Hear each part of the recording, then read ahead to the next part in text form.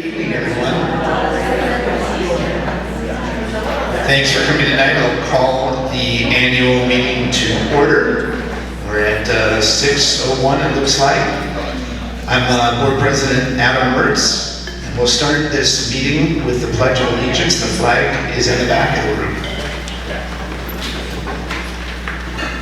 I pledge allegiance to the flag of the United States of America and to the republic for which it stands, one nation, under God, indivisible, with liberty and justice for all.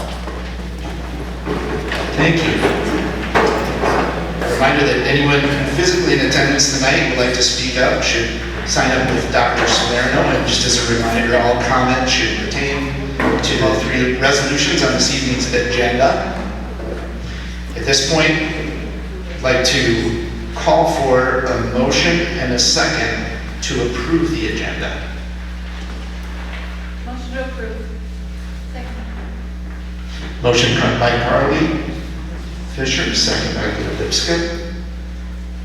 Should remind everyone that this is, anyone in attendance can make motions tonight too, so feel free to speak up.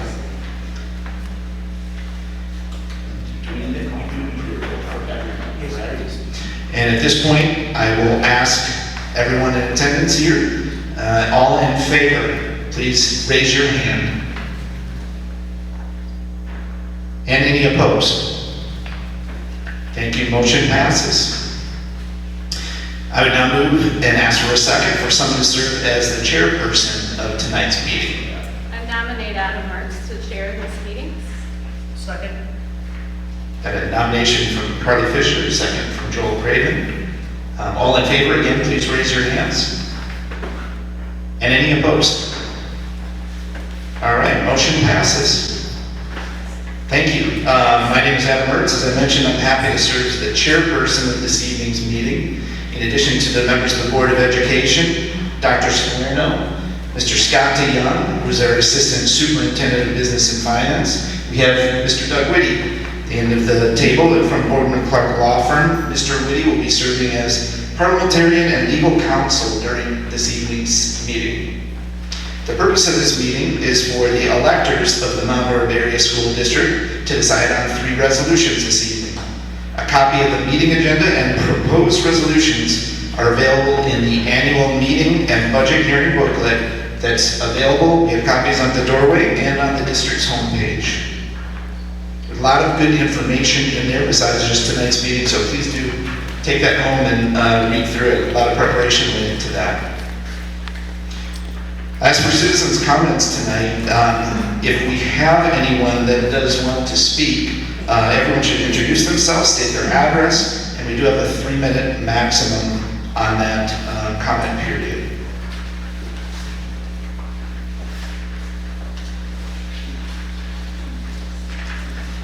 And at this point, I would like to introduce Mr. Joel Craven with our Treasurer's Report.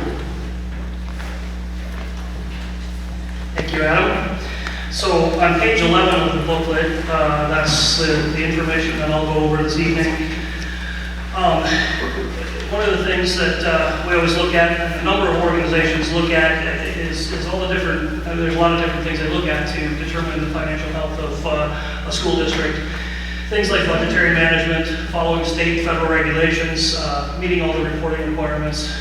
One of the big things on the list that they look at, of course, is general operating fund balance, or the fund balance of the general operating fund.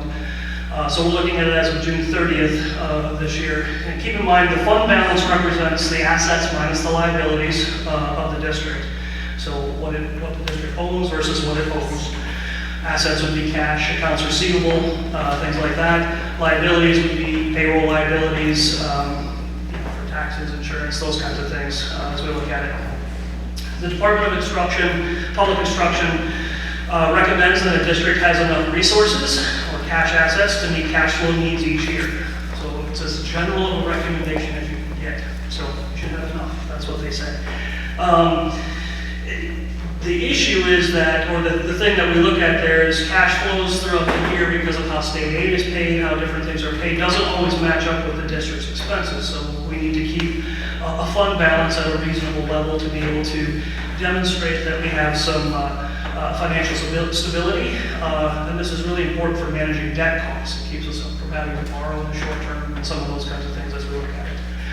This past year, we concluded with a fund balance of a little over $7.9 million, which was 22.02% of expenditures, which was a slight increase from where it had been at last year, which was at 21.26, as we look at all of that. You see, 21.26. So a slight increase there as we look at that. The importance of the increase there is, as we look at rising costs within the budget, to keep that percentage up there, we also need to see a slightly rising fund balance in order to keep the percentage where we need to be. And I know that we, as a board, we've discussed many times trying to keep that fund balance as level as we can, which makes a huge difference when we go to borrow, all those kinds of things as we look at it. In addition to that, we spent a lot of time putting together this booklet, and I say we, I mean they, spent a lot of time putting together this booklet to talk about the fiscal position of the school district and things like that. Normally the budget comes out sometime June, July. This year we got it in early July from the state. So there's a very small amount of time between when that budget comes out and we actually have to pull these numbers together and make them ready to present. A couple of things that were really important this year that we needed to incorporate. The first was additional funds that were allocated for special education aid. So they've allocated an amount, but typically the percentage that's allocated is not necessarily the percentage that a school district receives. Last year it was slightly less, many years it's been slightly less. So we had to incorporate that in at a rate for this year, not quite at what, from a budget standpoint, not quite at what the state necessarily announces, but something slightly less. In addition to that, districts have been operating under revenue limits since the 90s. Under the revenue limits, the amount of general state aid helps to determine what the tax levy is. Essentially, there's an entire amount that can come to a school district, and then the school district itself will provide their state aid, and then the tax levy makes up the difference as we look at that. Because of declining enrollment, different things like that, and as property values have increased, we're actually seeing many districts, including Mount Horeb, see a shrinking amount of general state aid that has to be offset by the property tax levy in order to make up that difference as we look at these things. In addition to that, each summer, the school district gets an independent auditor to come in and look at everything. I'm happy to inform you that, once again, there was a successful audit this year. We've had a whole string of successful audits over the last while, so we had another one this year. We'll get final reports on that as it comes up, but the auditors have come and gone, and things have gone very well. So thanks to the entire finance team for working through that. I don't know if any of you have been through an audit, but it's always just a bump of joy. So they got through that, so appreciate the hard work on that. In addition to that, there's a lot of subcommittees that work throughout the year for the board. So this year it's the Finance Committee. I want to thank them for their efforts really over the last couple of years. Carly Fisher has served on it both in 24-25 and 25-26. Adam has been on it 24-25. De facto on it this year as the president. He gets to come to every meeting whether he wants to or not. Tom Schlimkin is on the board, the finance board here, the finance subcommittee for this year, and I served on it for the last 2 years, so thank you all of you for your help on this. Thanks for listening to me ramble about those things. I'll now turn it over to Scott to talk a little bit about the bottom of page 11, or Fund 73. Good evening, everyone. Thanks again for being here. Those of you sitting in the front row, welcome. Yes, Joel, thank you for that summary of our finances. And yes, on the bottom of page 11, our Fund 73 Trust. This was a program that the district started many years ago. If you've attended annual meetings in the past, you may have heard me talk about this quite a bit. It really allows the district to emphasize the importance of putting funds aside to recognize folks when they retire that we can fulfill the retirement obligations so they have a benefit. Since 2017-18, the district has been able to put funds aside for that exact purpose. And so one of the reasons for an annual meeting is to provide you with updated information on our Fund 73 Trust. And so, as you'll see at the bottom of page 11, our trust balance as of June 30th, just a couple of months ago, was $1,792,068.12. The investment return since the last annual meeting was $56,565.28. The total disbursements made since the last annual meeting was $358,025.12. And lastly, the total revenue received since the last annual meeting was $101,023.67. Thanks so much for listening. All right, thanks Joel, thanks Scott for laying that foundation for us. Those finance committee meetings are open to anyone in the community if you ever want to sit in on one of those and get an education from Mr. Dion about how this works. Tonight, I want to go and move into the action portion of the meeting. Statement first about those who can vote. To be eligible to vote at tonight's annual meeting, you must be at least 18 years old, a resident of the Mount Horeb Area School District, and must have lived in the district for at least 28 days. I can review our procedures for this evening as well. We'll take each resolution separately. First, I'll call for a motion and a second on each resolution. There'll be an opportunity for discussion at that point. We'll then ask those who wish to speak regarding the resolution to please raise your hand to speak. I'll call on you to step up to the microphone at the front. I realize this is a small room and we can all hear here, but we are recording, so just for the sake of anyone who wants to review this later. Again, each person should please introduce themselves, state their address, and we'll fall back on that 3-minute plan as well if you have anything that you want to discuss, just to keep things in check here. After the discussion, we'll accept a motion to call for the question, and residents will vote with a show of hands. We'll have assistance in tabulating those totals. So the first resolution we'll be considering this evening is resolution number 1. Establishing the board member salaries for 2025 and 2026. I'll read the motion as it has been proposed. Resolved that the salaries of board members of the Mount Horeb Area School District be set at the following amount for the school term 2025-2026, $3,250. I will accept a motion and a second for resolution 1. So moved. Second. Moved by Cody Lundquist, 808 South First Street in Mount Horeb. Patty Schleifer, 210 Lake Street, Mount Horeb. Motion by Cody, second by Patty. Is there any discussion?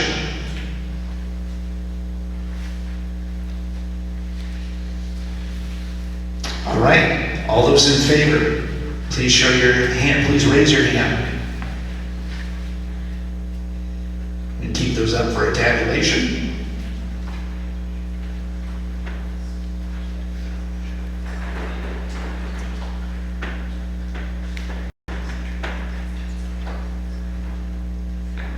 Thank you.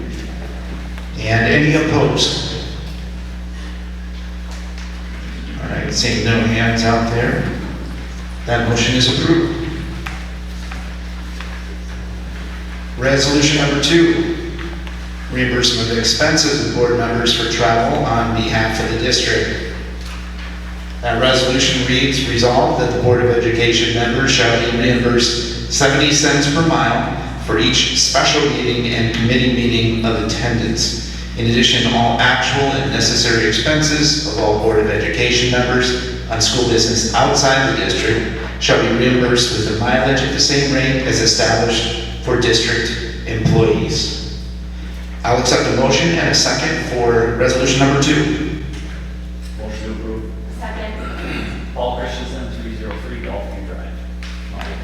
Rachel Johnson, 3864 Connie Road, F, Blue Mountains.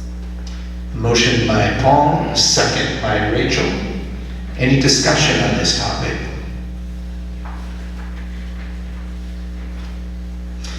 All ask for a show of hands. All in favor? Again, please keep those up for a count.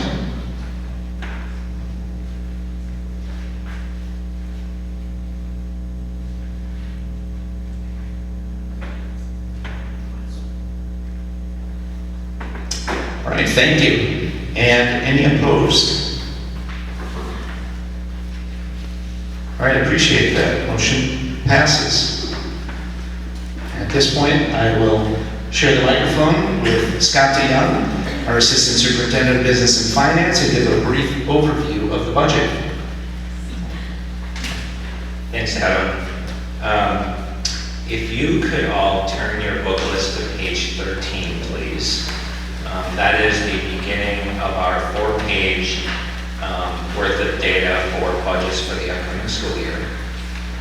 Before I get started with page 13, I just want to take a moment to once again thank everyone from staff to the Board of Education for all of their efforts in not only administering last year's budget, but also working toward our upcoming budget for the new school year. So thanks, everybody. And most notably, thank you to the community for all of you that not only came tonight to support the district, to hear what we had to say, but just also being involved with activities that take place over the course of every single school year. There's no question our kids are better for it, so thank you for all of your efforts. Okay, getting into some of the finance data. So pages 13 through 16 provides 3 years worth of fiscal data. It's the audited 23-24 fiscal year, so a couple years ago. The most recent unaudited 24-25 data. Now the auditors were with us last month, but until they officially give us their audit report in about 5 months, it's considered unaudited. That's the middle column. And the far right column on pages 13 through 16 is our budget data for the upcoming school year. Just a few points I want to make on these 4 pages. First, because of the efforts that I mentioned above, the budget for 25-26 is a balanced budget, but we are using a $200,000 assigned fund balance. And the purpose of that is we received some federal funds last school year that we'll be expending this school year. And that's the purpose of utilizing that $200,000 assigned fund balance. You may have heard us in previous years talk about those ESSER funds. ESSER funds date us all the way back to the pandemic. We actually finalized and finished up the last remaining planned funds for those ESSER grants last summer and fall. So there's a bit of data that you'll still see from ESSER funds for the last 2 fiscal years. In addition, as we worked on this budget since last winter, and as pointed out earlier, the state budget getting adopted in early July. Since then, there were a couple additional updates we made in the budget. The first one is the direction of where we thought we might be going with some federal funding, most notably is special education, food service, and some of our title grants. And so we lowered our estimate in our federal funding for special education.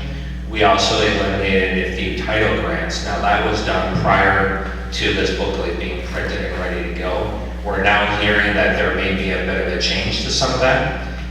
If we're able to wrap our arms around federal funding in terms of title grants and some additional special education funding coming back to us, we'll be able to make that revision in October when we finalize some of our other details of the budget. So I wanted to point that out. And then again, as Joel mentioned earlier, the new state budget did provide a couple of pieces that really helped us wrap up the creation of this budget. The first one being an increase in primary special education categorical aid.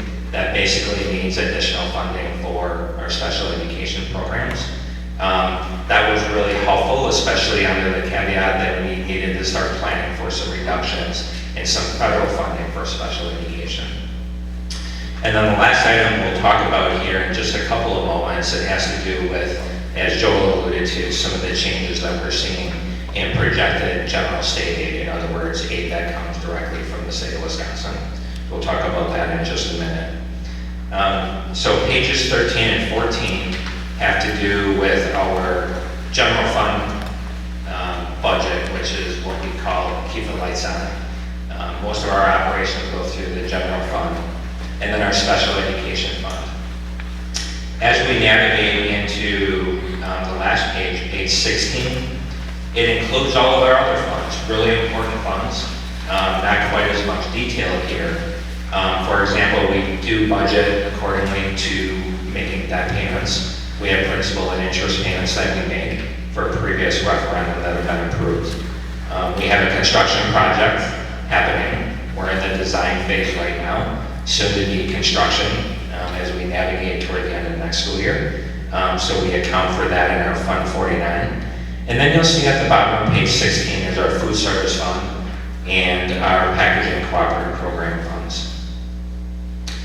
If you'll continue to navigate with me through the booklet, the next two pages, pages 17 and 18, address exactly what I was referring to a second ago, which is our principal and interest payments for our referendums that have been approved.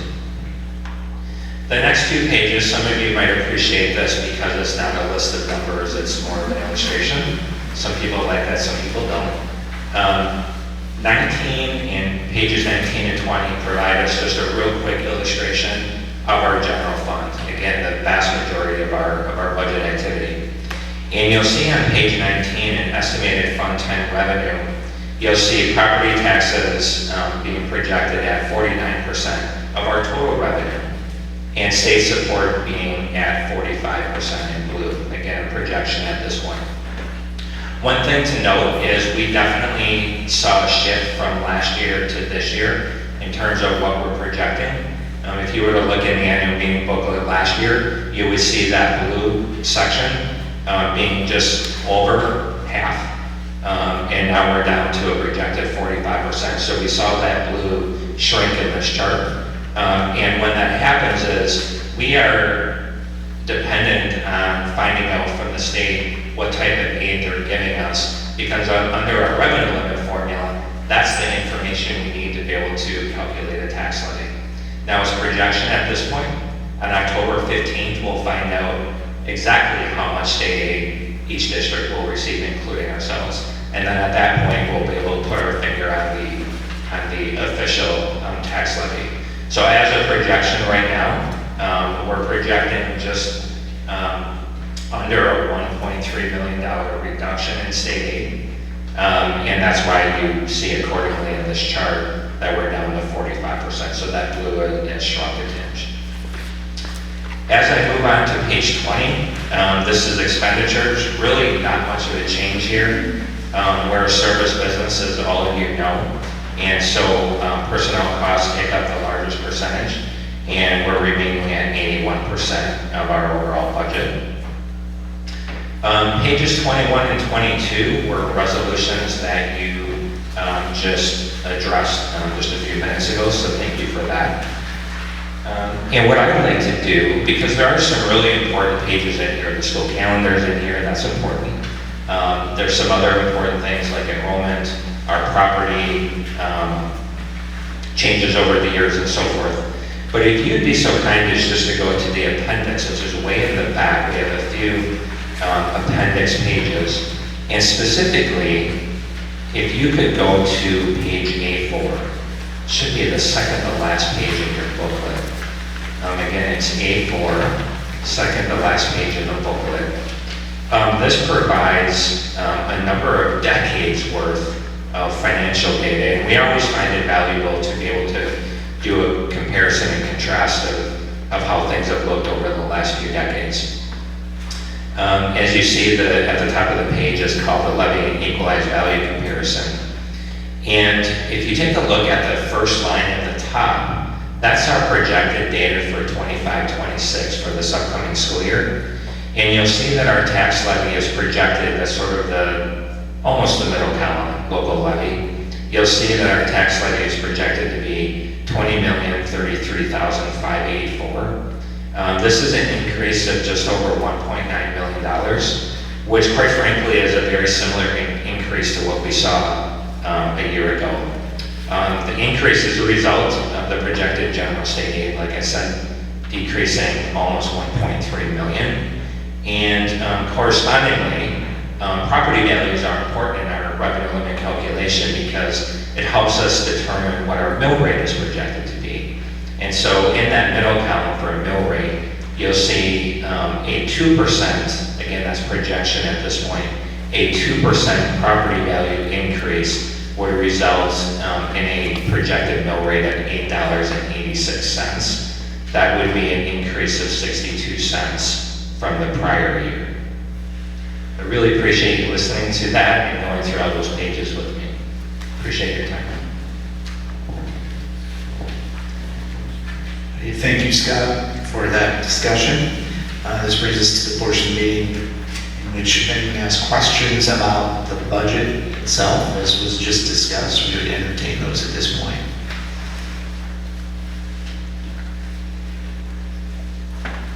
So I want to clarify Scott's point, sorry. Yeah, do you have a question over here? To clarify Scott's point, so when the state... You need to speak in the microphone. Oh, sure, I can do that. I won't use my teacher voice. So to clarify, when the state gives us less money, we have to raise taxes or find local funds here to make up the difference so we're balanced or equal. Is that kind of the gist of what that looks like? Okay, thank you, just clarifying.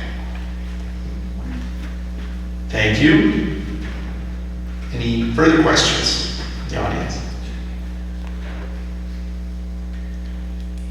All right, thank you very much. Move on to resolution 3, which is adopting the 2025-26 tax levy. That resolution reads, resolved that the Mount Horeb Area School District levy the amount of $22,033,584 in taxes against the property of said district for the 2025-2026 school year. I'll accept a motion and a second.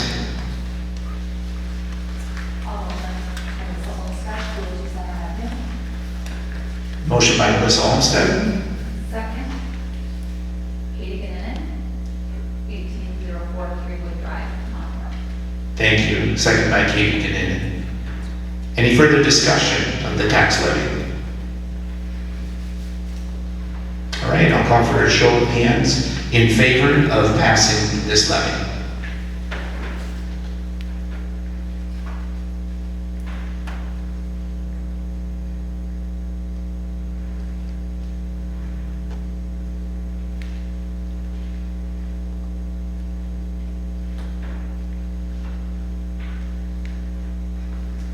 Excellent, thank you. And any opposed?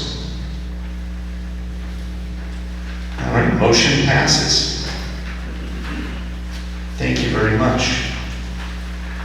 That concludes our resolutions here. Looking ahead to next year, the Board of Education is authorized to set the date and time and place of the 2026 annual meeting. Following past practice, we will place that on the second Monday in August. I have next year's date is August 10th, 2026. Is there any other business within the powers of the annual meeting we'd like to address at this time? All right. Thank you all for coming. That concludes our agenda of business for the evening. Really appreciate you being here on a Monday night in the summertime to listen to this, and hope you got something out of the finance discussion as well. It's a complex topic, and I know that I can speak for the board in saying how much we appreciate this community's support of education.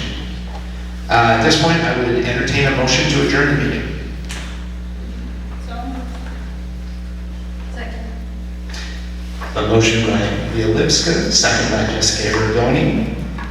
All in favor? Any opposed? Motion passes. Thank you very much. This meeting is concluded.